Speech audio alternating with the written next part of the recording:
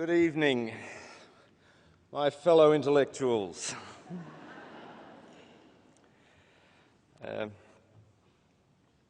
I'm honoured and somewhat alarmed to find myself in such talented company here tonight on this auspicious occasion, the first event of the Wheeler Centre, a hub of freewheeling. It's about as far as I got with that one.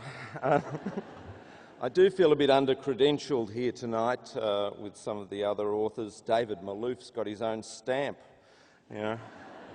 Chloe Hooper's got her photo on the wall of every police station in Queensland. David Marsden and John Marsden wrote Hamlet, for God's sake. You're none too shabby either. I've been told that if the ceiling falls in right now, then Australia's IQ average will drop by 20 points. But as to the topic, which is the lessons and wisdom handed down to us by our families, in that department I'm feeling also a tad bereft. The late-born son of a late-born son, I never met my grandparents, and nor was I immersed from birth in a seething, story-rich brood of uncles and aunts and cousins.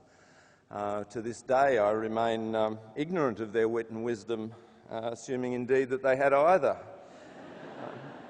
The broad lineage, of course, came down to me. I do understand that my ancestors were once kings in Ireland, and that my nominative progenitor, the Maloney himself, Maloney, oh Maloney, fought at Cahoolan's side in the great cattle raid of Cooley and vanquished the flatulent and verbose Cormac McCarthy with a jaw drone of a Wexford publican.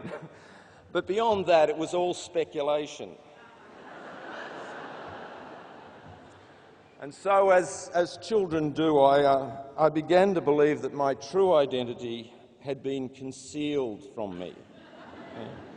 That my real parents were not a self-educated refrigeration mechanic from Mooroopna and a waitress from the Palace Hotel in Tayaroa, but in fact Jor-El and Lara-El of the doomed planet Krypton.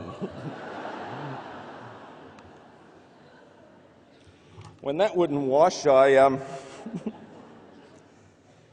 believed for a while that I'd been inadvertently mistaken for the manuscript of a 3-volume novel and left in a handbag in the luggage room of Victoria Station, and consequently had a younger brother named Algernon. But these speculations came to a jarring halt in when I was in my mid-30s. By that time,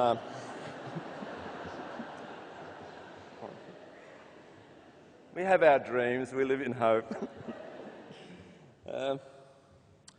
Yes, in my mid-30s, my mother was long dead, and my aged father presented me with what he described as his memoirs and instructed me to edit them. This is a bit like asking me to paint his rowboat and then dumping a load of firewood on my front lawn. Here it is. Here it is. 280 single-spaced pages of two-finger typing. Now, I can't believe I'm doing this, the discovering the family manuscript. It's just something from a dreadful chick lit novel, isn't it, really? Heat and Dust, or The Bridges of Shepparton County, you know. What, I wondered, would this manuscript tell me, reveal, what secrets would be revealed to me? Here at last, I thought, in its rough-hewn form, is the wisdom of experience, the lens of time, and the secrets of the family. I immediately went looking for myself. There was no index, so I looked and looked and looked and looked and looked. And I think it'd be fair to say that his children are not, shall we say, central. to my father's life experience. And by central, I mean well, present, really.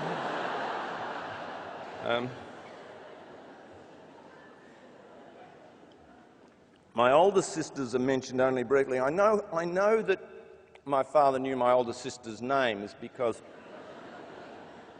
he used to call me Maureen, Robin, Karen, Shane, on the basis that he would eventually hit one of us. Well, eventually he did hit all of us, but I mean, you know.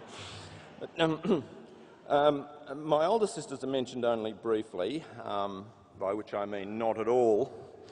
And then here, finally, on page 184, I make my appearance, and I'll just read this out to you because, in fact, it is my my only appearance in my father's life story. I came home from work one night to a real crisis. Stella was waiting for me with the axe, and in a great frenzy. I said, "What on earth is the matter with you?" She said, "I have been to the doctor today and I am pregnant. After all this time, I should take to you with a knife."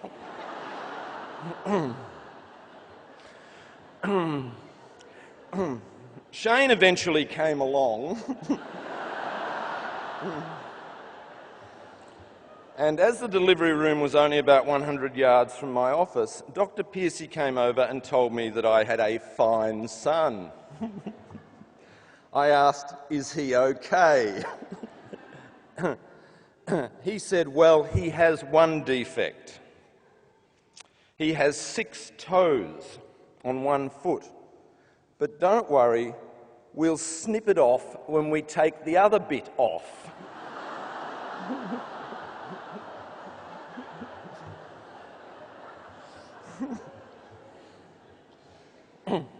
I said, "What if he's a bleeder?"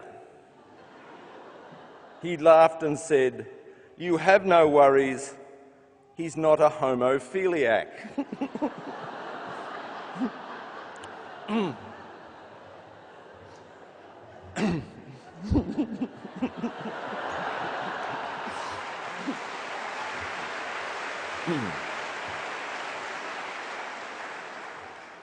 From this I learnt 2 things. I learnt that right from the very beginning there's always been just a little bit too much of me. Hence, I suppose, my appreciation of good editing. A little snip there, a little snip here, it can make a very big difference. Rereading my father's manuscript after many years, I was struck by one particular sentence subsequent to that paragraph. Time precludes me setting the context for it, but I think it's a very good sentence. I think it's a little beauty, and I resolved immediately that I would find an opportunity to use it in a novel. I haven't yet, but I'm working on it. And the sentence is, "He got out and said something in Arabic."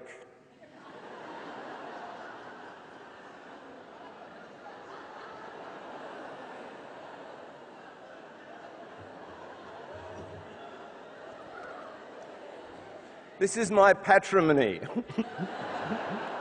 Keep your eye open for it.